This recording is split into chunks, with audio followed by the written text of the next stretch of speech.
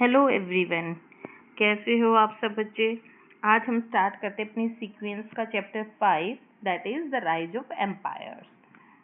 Chapter की starting में ही कौटिल्य जी की एक थॉट दी हुई है, there can not be a country without people and there is no kingdom without a country. जिसको सिंपली भाषा में हम कह सकते हैं कि इंसानों के बिना कंट्री नहीं होती और कंट्री के बिना कोई किंगडम नहीं होता, कोई एम्पायर नहीं होता है।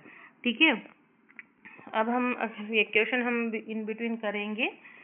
जो चैप्टर की स्टार्ट बहुत ही इंटरेस्टिंग तरीके से की गई है बुक में, एक स्टोरी के थ्रू। ठीक है, जो दो बच्चे दिखाए गए हैं, ये वाले बच्चे, जिसमें से लड़की है भविष्य और ये बॉय है ध्रुव। ये एक इनके पास एक कोई डिवाइस है, जैसे हम देखते हैं ना डोरेमोन का एक डिवाइस होता है, टाइम मशीन होती है, जिससे वो कभी पास्ट में फ्यूचर में ऐसे डिटेक्ट चला जाता है और कुछ अपना डिटेक्ट कर सकते हैं। ऐसे इनके पास भी एक डिवाइस है जिसका नाम है इतिहास। एक टाइम मशीन है जो इनको पास्ट में लेके जाती है, ट्रेवल करते हैं पास्ट में। और कहाँ जाते हैं ये? पाटलिपुत्र में। कहाँ जाते हैं ये? पाटलिपुत्रा, जो कि मगध जो मगधा हमने बात की थी महाजनपद में, मगधा जो कि सबसे पावरफुल है, उसकी कैपिटल है। ठीक है, पाटलिपुत्र क्या थी? मगधा की कैपिटल। ये सीधा जाके वहां पे डाउन वो कर देते हैं, चले जाते हैं। ठीक है, और जो अभी प्रेजेंट डे में अगर हम देखें पाटलिपुत्र कहाँ है, तो पटना में। जब ये जाते हैं वहां पे लैंड करते हैं, तो इनको सबसे पहले एक लड़की मिलती है, जो ये वाली, जिसने कुछ डिफरेंट स्टाइल के कपड़े पहने हुए थे, और ये इनको अपना नाम इरा बताती है।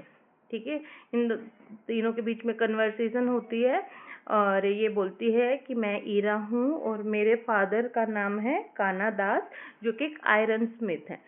बेटा अगर आप ये स्टोरी ध्यान से पढ़ोगे ना, पूरे चैप्टर की बात इस स्टोरी में बताई गई है, स्टोरी के थ्रू समझाई गई है।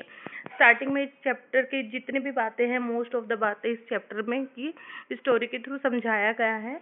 बस आगे जो चैप्टर है उसमें आपको कुछ फैक्ट दिए गए हैं और बुक इस लैंग्वेज में दोबारा से ये चीजें थोड़ा ऐसा एलिबोरेट करके, एक्सप्लेन करके रिपीट की गई है। जैसे इसने बताया आयरन स्मिथ, जिससे हमें पता चलता है कि जो क्राफ्ट्स पर्सन भी होते थे वहाँ पे। ठीक है, तो ये क्या कहती है कि मुझे आपसे मिलके बहुत खुशी हुई। वो जो दोनों बच्चे वो कहते हैं हमें आपसे मिलके बहुत खुशी हुई, हमारा नाम भविष्य और ध्रुव है।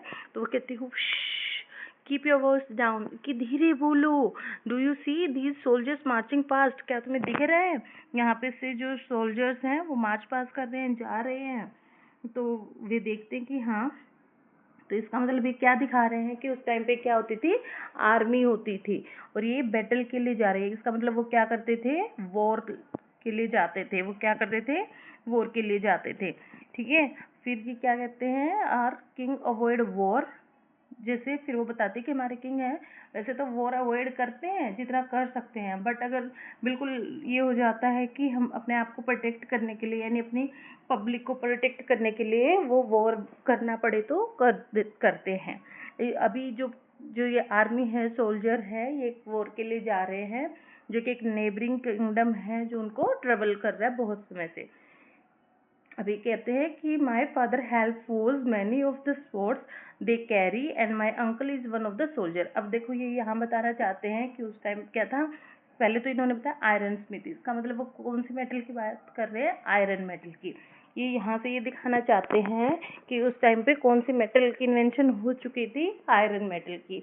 और उससे क्या बनाए जाते थे? वेपन्स बनाए जाते थे। उससे क्या बनाए जाते थे? वेपन्स।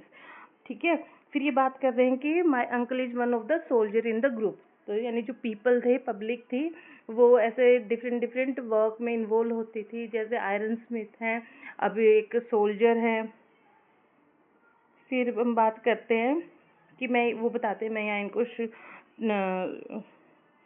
सीधा से हिम ऑफ करने आई, मतलब इनको गुड बाय करने आई थी, देखने आई थी, ऐसे करके लड़की बताती है। फिर अगर हम बात करें प्रोसेस, अब ये देखो यहाँ पे एक और ये वर्ड यूज करते हैं कि वो देखते हैं वो जो आर्मी के सोल्जर्स है वो किसके थ्रू जाते हैं? एक ड्रॉब्रिज के थ्रू। कैसा ब्रिज है? एक स्टर्डी ड्रॉब्रिज है। स्टर्डी मतलब मजबूत, स्ट्रॉन्ग।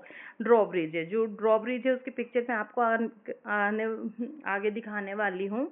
और ये कैसे कैसे जा रहे हैं, हॉर्सेस पर जा रहे हैं जो आर्मी वाले हैं, एलिफेंट वाले भी हैं, आर्मी चीफ है जो, और उसके पीछे जो आगे आगे सोल्जर्स भी है। तो इससे ये क्या दिखाना चाहते हैं कि उस टाइम एलिफेंट, हॉर्स, इन सब का भी यूज किया जाता था ऐसे वॉर के टाइम में जाते थे जब। तो वो देखते कि ये तो बहुत बड़ा ड्रॉब्रिज है, तो कहते हैं ये कैसा ब्रिज है। यहाँ पे जो बच्ची है भविष्य, वो पूछती है ये कैसा ब्रिज है इस रिवर के थ्रू, जो रिवर से क्रॉस कर रहा है। तो वो बताती है ईरा कि ये रिवर नहीं है। ये क्या है, ये रिवर नहीं है, ये क्या है, एक मोट है। ठीक है, जैसे हमने महाजनपद वाले चैप्टर में भी पढ़ा था, जो मोट है वो क्या है, जो राजा होते थे वो अपने जो महल को, कैसल को की बाउंड्री क्रिएट कर देते थे, कि डिच वो करते थे, बनवा देते थे, जो कि काफी बड़ी होती थी और बहुत ही डीप होती थी। ठीक है, तो ये एक मॉट है जो कि ऐसे अगर हम नॉर्मली देखें तो रिवर जैसी दिखेगी, लेकिन काफ़ी वाइड होती है और डीप होती है। और इसमें ड्रॉब्रिज का यूज किया जाता है। ड्रॉब्रिज क्या होता है, ऐसे आप लगा लो कुछ एक उन्होंने अपना कुछ बनाया हुआ है, लाइक एक तख्ता जो कि बहुत ही मजबूत है, हो सकता है वो किसी आयरन मेटल का हो जिसको चैन से बांध दिया गया है, और जैसे ही उनको यूज करना होता तो चैन के थ्रू उस रिवर पे वो जो मॉट है उस पे कवर कर देते थे और फिर उसको हटा देते थे। हटाने से क्या होता था, जो एनिमी, अगर कोई दुश्मन है, अगर वो नेबरिंग किंगडम से, तो वो सीधा सीधा उसको क्रॉस नहीं कर पाता था। ठीक है, देखो यहाँ पे फिर इन्होंने ये बात भी एक्सप्लेन की है इस लड़की ने कि once drawback is lifted it make it more difficult to approach the fortification. Fortification मतलब जो किला है, ठीक है, तो किलेबंदी तक जो फोर्टिफिकेशन की गई है वहां तक अगर ड्रॉब्रिज को उठा दिया जाए तो वहां तक पहुंचना मुश्किल होता है। इसलिए ये क्या काम करता है, डेंजर के टाइम हमें प्रोटेक्ट करने का काम करता है। आगे हम ये सारी बातें पढ़ेंगे, बट ये स्टोरी के थ्रू समझाने का तरीका देखो, ये लड़की सारी बातें बताएंगे, ऑलमोस्ट सारी बातें वो अपनी स्टोरी में बताएगी। अब देखो यहाँ पे देखो, उन्होंने एक पॉइंट और बताया है, can you see those hills and forest in the distance. क्या आपको वो दूर हिल्स पे वो फॉरेस्ट दिख रहे हैं? They provide us timber, herbs and many other valuable resources. देखो यह वो बच्ची यहाँ पे बताती है कि वहाँ पे दूर पहाड़ियों में हमें क्या दिख रहे हैं, वो फॉरेस्ट दिख रहे हैं, और वहाँ उन फॉरेस्ट से उनको क्या क्या मिलता है, टिम्बर मिलती है, हर्ब्स मिलते हैं जिससे मेडिसिन वगैरह भी बनाने के काम आएंगे, और बहुत सारे अदर पर्पजेज में भी, और भी बहुत सारी वैल्यूएबल रिसोर्सेस उनको मिलती हैं। देखो एक पॉइंट और उस गर्ल ने कवर किया है कि जो एलिफेंट है आर्मी के लिए, वो भी कहाँ से कैप्चर किए गए हैं, फॉरेस्ट से कैप्चर किए गए हैं, और फिर उनको ट्रेन किया गया आर्मी के लिए। सी देखो स्टोरी के थ्रू ये आपको सारी बातें समझाना चाहते हैं, आपको ये सारी बातें याद रखनी है। फिर वो जो बच्चा है ध्रुव, वो एक क्वेश्चन करता है, what is the opening in that hill, कि उस हिल के अंदर एक ओपनिंग कैसे दिख रही है। इट इज अ केव। तो वो बताना चाहती है कि हिल्स के ऊपर केव बना दी जाते थे जिसमें मॉन्क्स रहते थे। ठीक है, तो वो क्या बताते हैं, our king is getting it carved out for a community of the monks. यानी मॉन्क्स के लिए वो हिल के ऊपर केव्स वगैरह भी बनवाते थे। और I hope we can visit it when it is finished, कि मुझे आशा है कि जब ये पूरा हो जाएगा तो हम वहाँ पे भी विजिट करने जाएंगे, देखेंगे उसको भी। अगर हम आगे बात करें,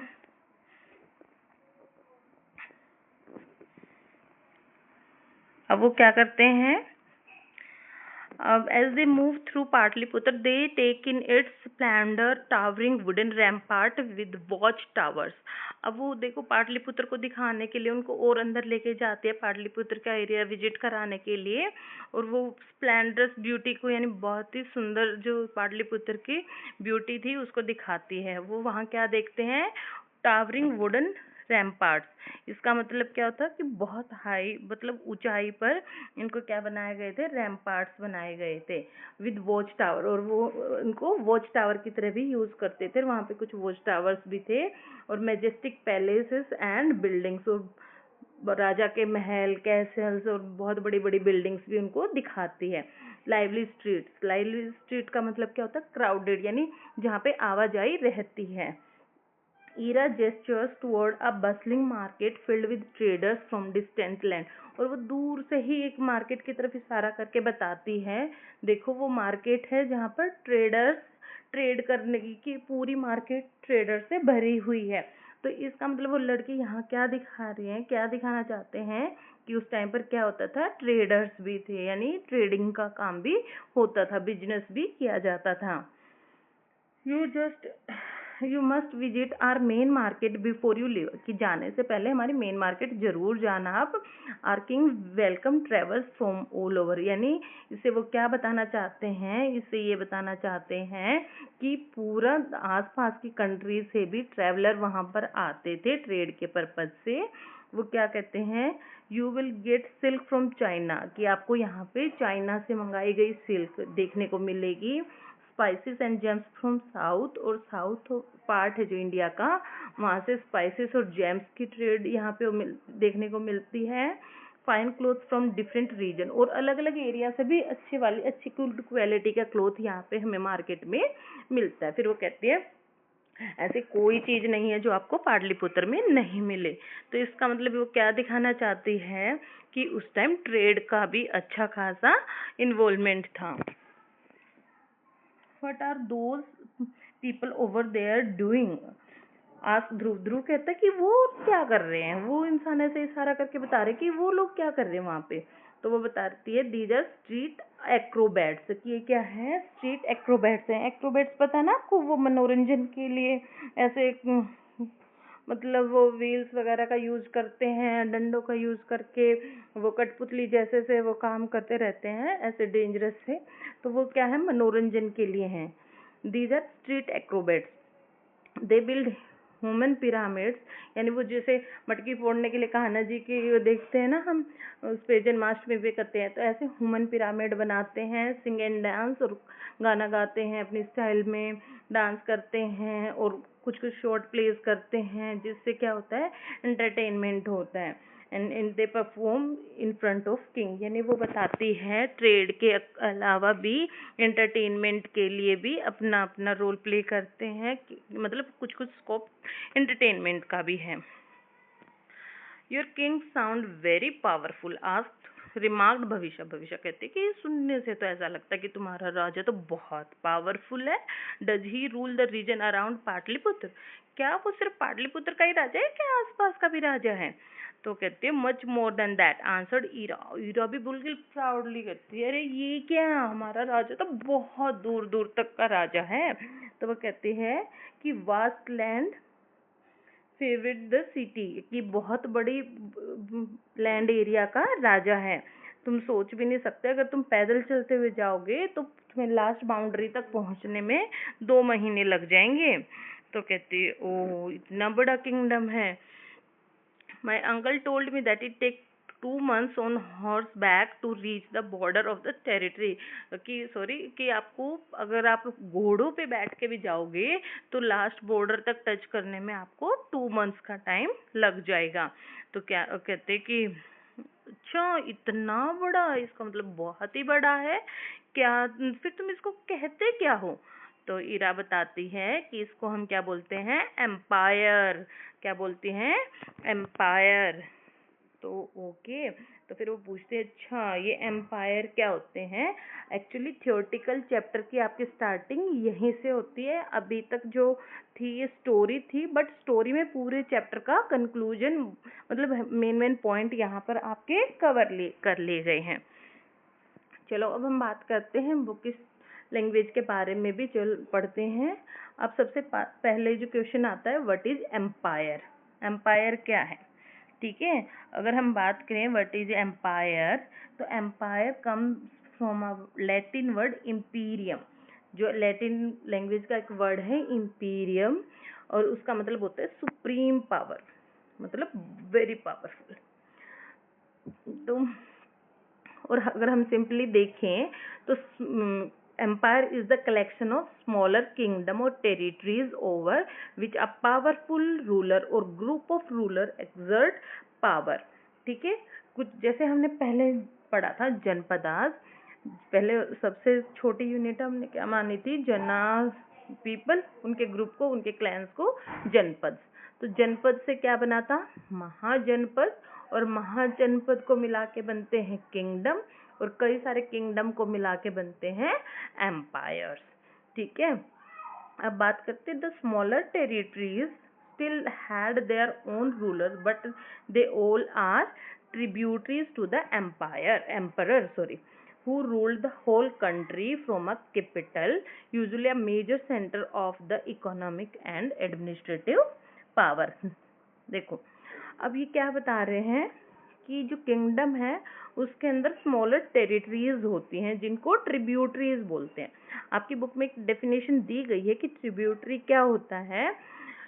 ट्रिब्यूटरी जैसे ट्रिब्यूटरी क्या होता है, मान लो कोई किंगडम है, ठीक है, उससे पावरफुल किंगडम उसको चैलेंज करता है, बैटल करता है उसके साथ और उसको हरा देता है। हराने के बाद बोलते हैं कि ठीक है आप यहाँ के राजा बन के रहो, मुझे कोई प्रॉब्लम नहीं है, बट आपको कुछ शेयर लाइक कुछ टैक्सेस या कुछ रिवेन्यूज या कुछ भी आपको ये हमें पे करना पड़ेगा और हमारे बनाए हुए रूल्स फॉलो करने पड़ेंगे।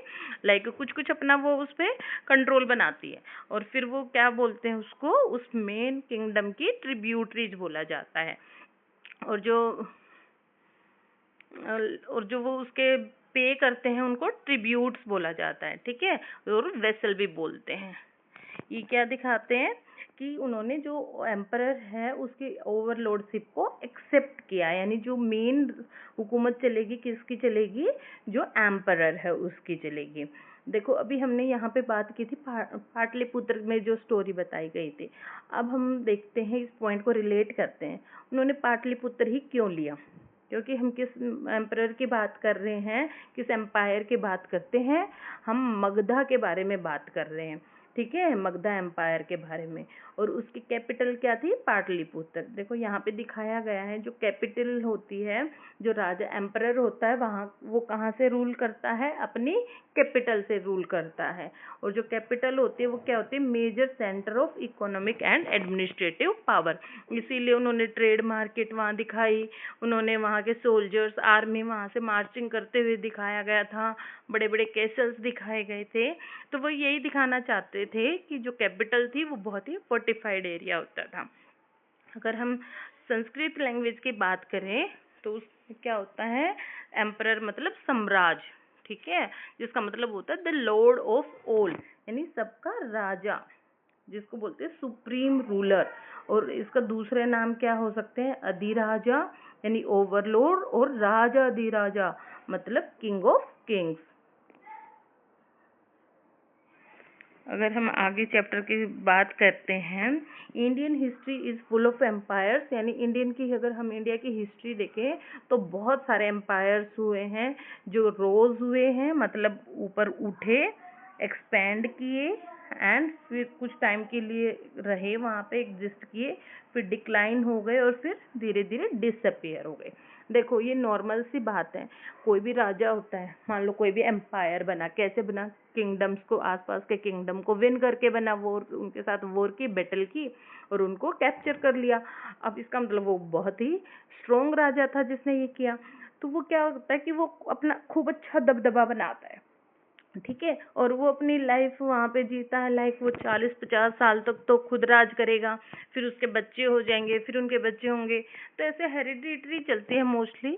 तो क्या होता है कि एक दो ही राजा, हम जितना भी अगर आप पास्ट में देखोगे ना, कोई भी डायनेस्टी के बारे में देखोगे तो मोस्टली ना एक दो राजा ही ज़्यादा पावरफुल मिलते हैं, फिर जो उनके सक्सेसर्स होते हैं ना वो मोस्टली वीक हो जाते हैं। ठीक है, बहुत ज़्यादा मेहनती नहीं मिलते, और उसकी वजह से क्या होता है, वो जो डायनेस्टी है धीरे धीरे डिक्लाइन हो जाती है। और भी बहुत सारे रीजन होते हैं, जैसे दुश्मन लाइक जो साइड वाले और किंगडम थे वो अपने आप को उस टाइम तक ग्रो करते रहते हैं और प्लानिंग करते रहते हैं कि कैसे खुद को ग्रो करना है, तो उनसे पावरफुल कोई और बन जाता है, फिर वो कैप्चर कर लेते हैं, वो ज़्यादा एग्जिस्टेंस में आते हैं, तो ये सीक्वेंस चलती रहती है। और ये मोस्टली सभी डायनेस्टीज के साथ होता है, सभी एम्पायर्स के साथ होता है। वो एक बार रोज होते हैं, ऊपर चढ़ते हैं, मतलब एग्जिस्टेंस में आते हैं, फिर अपने आप को एक्सपेंड करते हैं, कुछ टाइम तक राज करते हैं, फिर वो धीरे धीरे उनकी पावर डिक्लाइन हो जाती है, फिर एट लास्ट वो डिसअपियर ही हो जाते हैं। In fact, the last empire that ruled the subcontinent existed less than a century ago. अगर हम देखें कि लास्ट एम्पायर की, जैसे हमारे फ्रीडम से पहले, अभी उसको भी 100 ईयर्स भी, 1 सेंचुरी भी नहीं हुआ है। लेकिन ये ज़्यादा स्टोरी बताने का टाइम नहीं है, इसको एंड करते हैं और ये देखते हैं कि जो एम्पायर्स हैं वो क्या क्या फंक्शन करते हैं। ठीक है, यानी जो स्टोरीज में वो ये सारी बातें अपनी बता रही है वो लड़की। अब आगे बात करते हैं फीचर्स ऑफ एन एम्पायर। वैसे तो हम ये सारे पढ़ ही चुके हैं और आगे भी पढ़ेंगे, फिर भी एक बार देख लेते हैं फीचर्स ऑफ एन एम्पायर। क्या क्या फीचर्स होते हैं, यानी क्या क्या फंक्शन होते हैं एम्पायर के, क्या क्या क्वालिटी कैरेक्टरिस्टिक्स होती हैं। तो सबसे पहले हम बात करते हैं, सबसे पहले क्या है, आर्मी, मेंटेन आर्मी। जो भी एम्पायर होता है वो एक अपनी स्ट्रॉन्ग आर्मी बनाता है, उसको एम्पायर को एक्सपेंड करने के लिए। डिजाइन एंड मेंटेन एडमिनिस्ट्रेशन, यानी अपने एडमिनिस्ट्रेशन को डिजाइन करता है कि कौन किस पोस्ट पे होगा, किसका क्या सुपरवाइजर बनाना, हायर रैंक किसको नहीं है। ठीक है, फिर और क्या होता है, थर्ड पॉइंट अगर हम देखें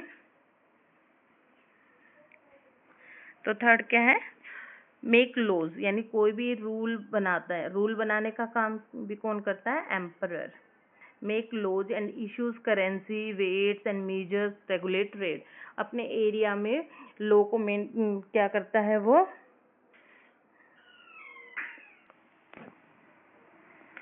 अब अगर हम बात करते हैं फोर्थ पॉइंट की, that is control and regulate the access to the resources. मतलब जो हमने देखा था कि फॉरेस्ट है, उसमें एग्रीकल्चरल प्रोड्यूस आता है, मैन पावर के बारे में, माइंस के बारे में, इन सब का कंट्रोल भी कौन रखता है, किंग रखता है। इन सब का कंट्रोल भी कौन रखता है, किंग रखता है, कि फॉरेस्ट से क्या क्या प्रोड्यूस आ रहा है, उसमें से कितना उसके लिए जाना है, एम्पायर के एज ए टैक्स लेंगे, क्या सारा कंट्रोल किसके पास होता था, एम्पायर के पास। Encourage art and literature, religion, school of thought, centre of learning. ठीक है, जो स्कूल्स बनाने का काम करने, लाइक गुरुकुल वगैरह होते थे उस टाइम, और आर्ट एंड एंटरटेनमेंट का वो भी को भी एनकरेज कौन करते थे, राजा। रिलीजियस पर्पज से भी कौन काम करते थे, राजा करते थे। जैसे उसमें दिखाया गया कि मोंक के लिए वो केव्स बनवाते थे। Maintain communication network and trade and administration, trades and people welfare. अब वो बात करते हैं कि क्या क्या मेंटेन करते थे वो, रोड्स नेटवर्क को मेंटेन करते थे, रोड्स, रिवर, सी नेविगेशन के लिए, और अदर इंफ्रास्ट्रक्चर के लिए। ट्रेड का जो काम होता था, पीपल्स की वेलफेयर, यानी लोगों की भलाई के लिए, ट्रेड के लिए और कम्युनिकेशन के लिए, इन सब के लिए भी कौन काम करते थे, एम्पायर्स काम करते थे। अगर अब हम बात करते हैं, लेट्स एक्सप्लोर। अब क्या आया है यहाँ पे, क्या बात करते हैं कि empire extend over vast area. जो एम्पायर था वो अपना एरिया बढ़ाते रहते थे। Had diverse people with different language, custom and culture. How do you think the empires made sure that they lived in harmony. वो अब ये बताओ कि वो कैसे मेक श्योर करते थे कि वो एक हार्मनी में, ग्रुप में रहें। तो वो आप बता सकते हो कैसे, ऑब्जर्वेशन करके, उनका कंट्रोल करके, लॉ एंड ऑर्डर मेंटेन करवा के, और जो different different school, thought of schools थे, उनको एग्जिस्टेंस में लाके वो उनको कंट्रोल कर सकते हैं, कल्चर के उनको कंट्रोल कर सकते हैं, और ये मेक श्योर करते हैं कि कर सकते हैं कि वो हार्मनी में ना रहे। फिर अब क्या कहते हैं, looking at the many changes involve in managing an empire, why should a king be so keen to expand his kingdom into an empire and become an emperor. अब ये कहते हैं कि जैसे कोई राजा है वो इतना क्यों इंटरेस्टेड होता था अपने राज को बढ़ाने के लिए, अपने एरिया को बढ़ाने के लिए। और कितने सारे हमने देखते हैं कि कितने सारे फंक्शन होते हैं, उसके कितने सारे चैलेंजेस आएंगे उसके काम करने में, और वो राजा क्यों बनना चाहते थे। कुछ रीजन हो सकते हैं कि उनका एम्बिशन होता था to rule the entire world, कि वो पूरी दुनिया पे राज करना चाहते थे। ठीक है, एक हो सकता है कि wish to bring large area under control, वो अपने कंट्रोल में ज़्यादा लाना चाहते हैं इकोनॉमिक बिल्ड के लिए। और डेस्पायर फॉर ग्रेट वेल्थ, या फिर वो ज़्यादा धन इकट्ठा करना चाहते हैं। या कोई और रीजन है तो आप सोच के बताओ। जैसे वो अपने रिलीजन और कल्चर के लिए भी हो सकता है, किसी पर्टिकुलर रिलीजन को बढ़ावा देने के लिए भी वो राजा बनना चाहते हो, एम्परर बनना चाहते हो, या अपने एरिया को बढ़ाना चाहते हो। क्योंकि अगर जो भी राजा बोलेगा प्रजा को वो सब करना होता है। तो या फिर कुछ डेवलपमेंट के पर्पज से कोई राजा इतना अच्छा हो कि वो अपने लोगों के वेलफेयर के लिए, अपने एरिया के डेवलपमेंट के लिए भी राजा बनना चाहता हो। In return for tribute and loyalty, emperor generally allowed regional kings and or chiefs to continue to govern their areas. मतलब जो राजा थे ये क्या करते थे, अपने एरिया को तो एक्सपेंड करते थे, बट जो इनकी ट्रिब्यूटरीज एरिया होते थे, लाइक जो वन के किंगडम होते थे, उनको ये क्या करते थे, उन्हीं के जो राजा होते थे, रीजनल राजा होते थे, या जो उनके जो चीफ होते थे, हेड होते थे, उन्हीं को वहाँ पे गवर्न करने देते थे। ठीक है, और लेकिन वो क्या बोलते थे, उनके कोई ट्रीटी काइंड ऑफ होती थी, उसमें वो बता करते थे कि आपको इतना पे करना पड़ेगा हमें इस अलग अलग फॉर्म में, और आपको ओवरऑल हमारी लॉर्डशिप को एक्सेप्ट करना पड़ेगा। अब देखो ये पिक्चर है, इसमें क्या दिखाया गया, trained armies were deployed to conquer neighbouring kingdom. ये जो इनकी आर्मी, ट्रेंड आर्मी है, इनको हायर किया गया है कि जो दूसरे किंगडम को कॉन्क्योर करने के लिए, यानी उसको हासिल करने के लिए, उस पर जीत हासिल करने के लिए, maintain control over them and defend the empire's border, और राजा की अपनी खुद की बॉर्डर्स को भी, बाउंड्री को भी बचा के रखने के लिए। देखो कोई अगर स्ट्रॉन्ग आर्मी है, स्ट्रॉन्ग राजा है, तो उसके पास strong soldier army well maintained है, तो दूसरे किंगडम का राजा उनकी तरफ लड़ाई करने आने से डरेगा ना। पहले उसे पता है कि, अगर उसे पता है वो कितना स्ट्रॉन्ग है, बेसिकली स्ट्रॉन्ग कहाँ से दिखेंगे, उनकी आर्मी से दिखेंगे, आर्मी के पास कितने वेपन्स हैं उनसे पता चलेगा। तो देखो कोई भी वीक होता है, आप देखते होगे ना अपने डे टू डे लाइफ में भी, कोई ऐसे बेचारा गरीब सा, कोई ऐसे वीक सा इंसान अकेला है, उसको कोई भी धमका सकता है। लेकिन कोई स्ट्रॉन्ग है, किसी बड़े उससे बिलोंग करता है, फैमिली से या फिर ऐसे ग्रुप में है, तो उनको जनरली कोई छेड़ना नहीं चाहता। तो वही था कि राजा भी अपने आप को, अपनी स्ट्रेंथ को दिखाने के लिए आर्मीज को मेंटेन करते थे, अपने जो सोल्जर्स हैं उनको वेल इक्विप्ड रखते थे। जैसे इस पिक्चर में दिखाया गया है, fortified settlement would be build in strategic place. बड़े एक फोर्टिफाइड सेटलमेंट, यानी जो राजा का महल है उसको अच्छा सा किला बनाया गया है, उसकी बाउंड्री की गई है, और उसकी बाउंड्री बनाई गई है, बॉर्डर बनाए गए हैं। अब ये देखो ये क्या कर रहे हैं, अपने एरिया को एक्सपेंड करने के लिए फाइट कर रहे हैं, उनको कॉन्क्योर करने के लिए। अब ये देखो, rulers endeavours to control rivers and trade network as it would give them control over precious resources apart from tax revenue from the trade। अब देखो ये रूलर्स क्या कर रहे हैं, रिवर वगैरह को भी कंट्रोल करते हैं, ट्रेड नेटवर्क्स को भी कंट्रोल करते हैं, ताकि ये क्या कर सकते हैं, दूर दूर से प्रीसियस मेटल, प्रीसियस रिसोर्सेज को ला सकें, और टैक्स और को भी कलेक्ट कर सकते हैं, टैक्स एंड रिवेन्यू को भी कलेक्ट कर सकते हैं ट्रेड के थ्रू। लाइक जो दूसरे एरिया के पीपल आएंगे ट्रेड रूट के थ्रू, उनसे वो टैक्स भी कलेक्ट करते हैं। अब देखो ये लास्ट में पिक्चर इसमें दिखाया गया है कि smaller kingdom warring for control, the one with access to stronger military power and surplus resources would eventually become the overlord. अब जो देखो ये यहाँ पे क्या है, जो किंगडम, स्मॉलर किंगडम है, उसको कंट्रोल कर लिया जाता है, और उससे क्या द वन विद एसेस जो ज़्यादा कोई स्ट्रोंगर राजा है वो उसको के कंट्रोल में आ जाता है स्मॉलर किंगडम, और अपने जो सरप्लस रिसोर्सेज हैं वो किसको पे करता है, ओवरलोड, यानी जो मेन एम्परर होता है। Warfare apart, what other method do you think the rulers might have used to expand their empires? देखो एक अच्छा क्वेश्चन दिया गया है कि आप जैसे वार के थ्रू तो एक्सपेंड करते ही थे, इसके अलावा और क्या रीजन हो सकते हैं जिनके थ्रू राजा अपने एम्पायर को, अपने एरिया को एक्सपेंड कर सकते हैं? आप सोच के बता सकते हो। देखो मेन जो था वो तो वार का है, नो डाउट। उसके अलावा क्या कर सकते हैं, अगर कोई वीक किंगडम है, सीधे सीधे उससे कोई ट्रीटी करके या फिर कोई डिप्लोमेसी डिस्कस करके, उनसे बातचीत करके, भाई आप हमारी उसके लॉर्डशिप को एक्सेप्ट कर लीजिए, फिर हम आपके एरिया को कंट्रोल कर लेंगे अपने, हम आपके एरिया को प्रोटेक्शन प्रोवाइड कर देंगे, उसके बदले आपको ये पे करना होगा। क्योंकि देखो जो वीक होता है ना, वीक किंगडम, उस पर कई सारे किंगडम्स की नज़र रहती है, तो कोई किंगडम जिसको अपॉर्चुनिटी मिल जाए पहले करने की, तो उनसे ट्रीटी करके, बातचीत करके अपने अंडर में ले सकते हैं, अपने एम्पायर को बढ़ा सकते हैं।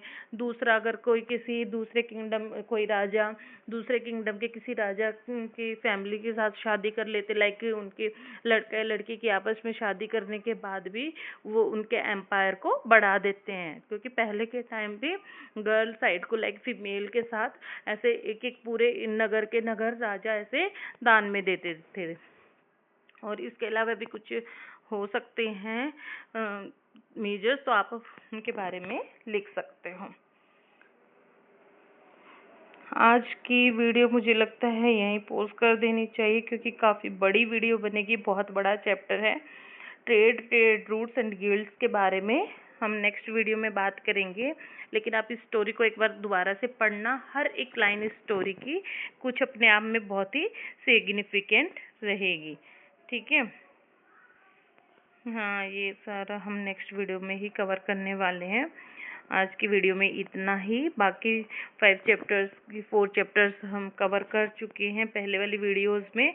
अगर आपने उनको नहीं देखा है, आप वहाँ से रिवाइज कर सकते हैं, क्योंकि इससे पहले आपको जनपद और महाजनपद का चैप्टर नहीं किया तो आप वो देख सकते हैं, बहुत हेल्पफुल रहेगा। ये आपका हिस्ट्री का 2nd चैप्टर था, और इसी सीक्वेंस में हम आगे काम करते रहेंगे। अगर आपको कोई डाउट है तो आप कमेंट सेक्शन में मुझे मैसेज कर सकते हैं।